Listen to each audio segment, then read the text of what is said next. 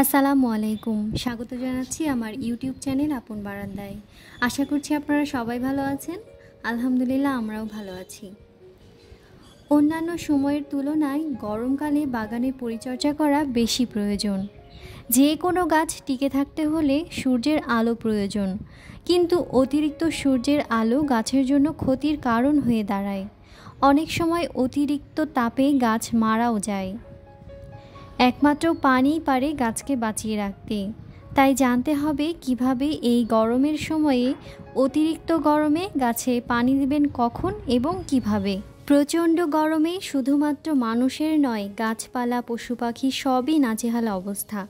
অনেকে জানতে চান এই অতিরিক্ত গরমে কখন গাছে পানি দিলে ভালো হয়, আবার অনেকেই না বুঝে গাছে পানি দিয়ে গাছের ক্ষতি করে ফেলেন। তাই ছোট্ট একটা ভিডিও শেয়ার করছি, অতি গরমে গাছে কিভাবে পানি দিবেন, পানি দেওয়ার সঠিক সময় ও নিয়ম। প্রথমেই বলবো দুপুরে গাছে পানি না দিতে, কারণ দুপুরে রোদের তাপে মাটি, টব, গাছ সব কিছুই গরম অবস্থায় থাকে। এ সময় গাছে পানি দিলে শেকড়ের নানান রকম ক্ষতি হয়, গাছ নেতিয়ে পড়ে।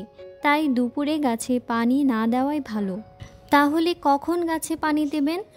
অবশ্যই চেষ্টা করবেন সূর্য ওঠার আগে, অর্থাৎ খুব ভোরে বা সকালে গাছে পানি দেওয়ার। সকালে পানি দিলে হয় কি, সারা দিন গাছ মাটি ঠান্ডা অবস্থায় থাকে, ফলে দুপুর হতে না হতেই মাটি শুকিয়ে খটখটে হয়ে যায় না।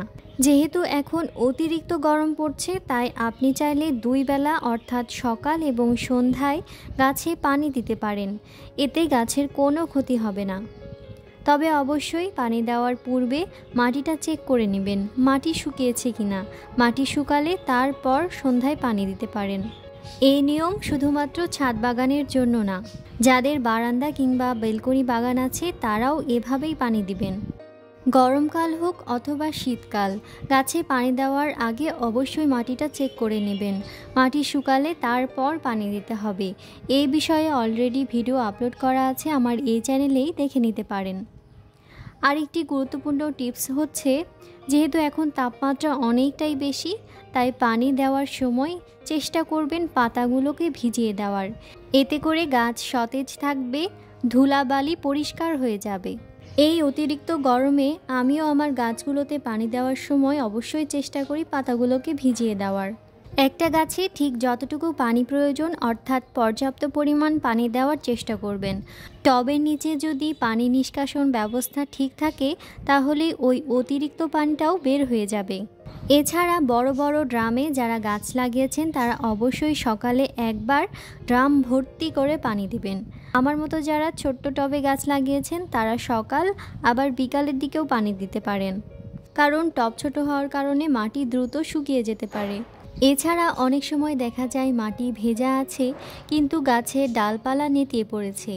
এটা আসলে হয় অতিরিক্ত তাপের কারণে।